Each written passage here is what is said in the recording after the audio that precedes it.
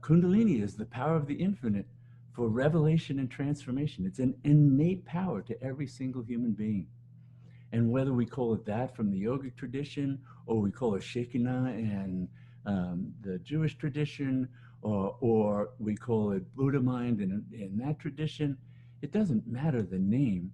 It's that living throb of awareness, of consciousness that is always free, always unbounded. That's why Buddha talked about the four immeasurables: the boundless love, the boundless compassion, right? The boundless equanimity, the boundless wisdom. Those aren't mind generated, right? We're so used to the mind thinking it has to do everything. It can't generate infinitude. It can't generate boundless love. It generates some love and kindness. It's conditional, and it often gets perturbed or gets lost. But it practices. That's all good. That cultivates the patterns that we need, so that as that's arising more from just the source of our being, it has a place to flow through into this world. So the practices are that kind of transformation that's relying on really the root power that's inherent in the practices. And the root power inherent in mantra is Shakti Kundalini. All mantras arise from that power. And that's why it has the power to dissolve the mind, because that same power is the source of mind. Right? The mind is mantra. In the Shiva Sutras, it says the mind is mantra. What does that mean? Well, it means it's arising from the same place, but now it's arising with a limited eye awareness, the limited consciousness of identification with the body, with the mind, with the roles that we play as husband and wife, son, daughter, etc. That's limited eye awareness.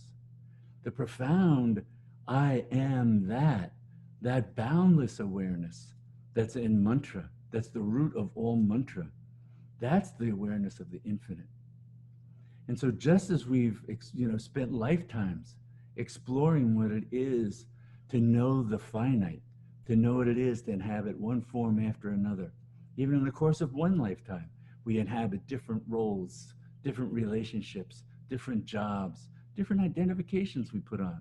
Think of the different identifications we put on when we put on certain clothes, or take off certain clothes and shed them. And that's why it's often used as a metaphor in the Shaivite tradition of, we have to shed the clothes, the malas that bind and limit our consciousness, so that what's innate, what's under that, the boundless freedom of awareness, then we have access to that. So in these times, as challenging and difficult as they are, to remember that for the infinite, it's all being held in that loving embrace.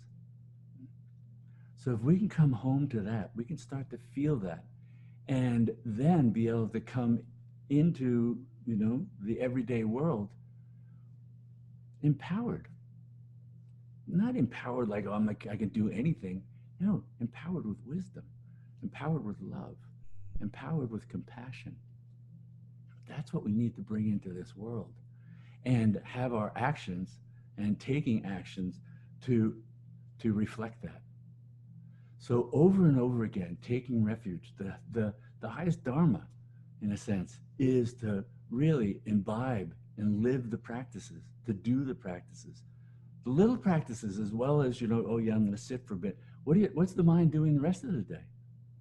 Because if we can keep it coming back to the hum and the sa, if we keep coming back to Om Namah Shivaya, Om Namah Shivaya, Om Namah Shivaya, with the awareness of I am Shiva, the auspicious one, I am the infinite, then that begins to really transform the mind and the body. Or Om Kalima, Om Kalima, Om Kalima. Invoking the great mother who embraces all, uplifts all, removes the obstacles. Om Kalima, Om Kalima.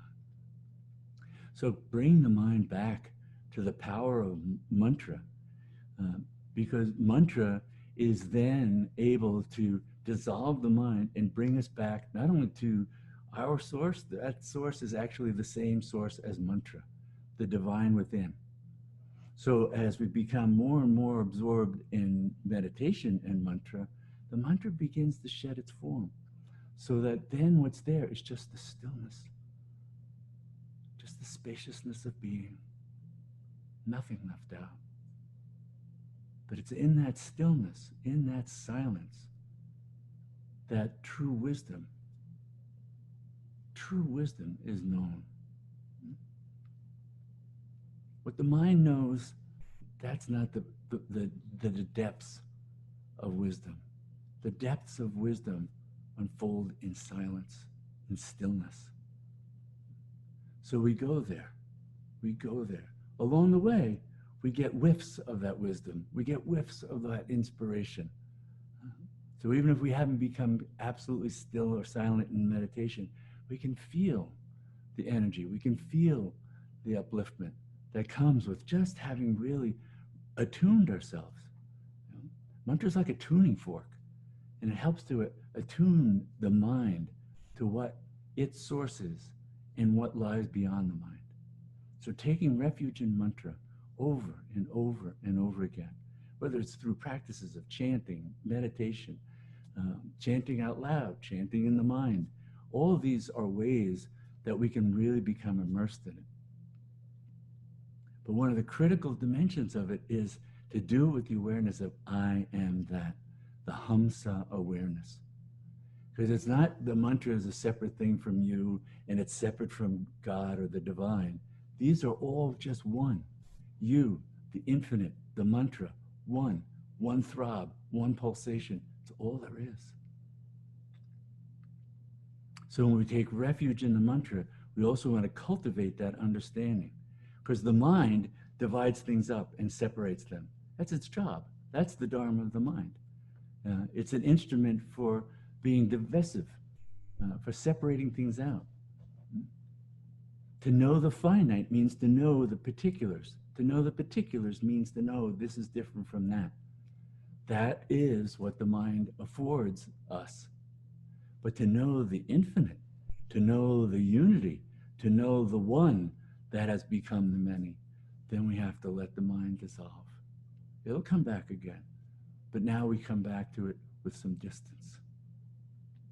So we're going to take refuge in the mantra. We're going to be chanting the mantra Om Namah Shivaya for a few minutes. And then we're just going to sit in that stillness. If the mind moves, just allow it to keep coming back to Om Namah Shivaya, Om Namah Shivaya, Om Namah Shivaya, with the awareness of I am that. I am the boundless one. I am the infinite. All day long we've practiced the little mantras. It's called Matrika Shaktis, the little power of words that creates our finite experience, identifying with limitations. In meditation, we get to just drop it. I am the infinite. I'm the boundless one. That's who you are. That's who you've always been. You've never been anything else. So you can put on cloaks, you can put on coverings, you can pretend to be this or that. But your exquisite, sublime, infinite nature has never been sullied. It has never disappeared. It's always present. And mantra is a way of attuning to that once again.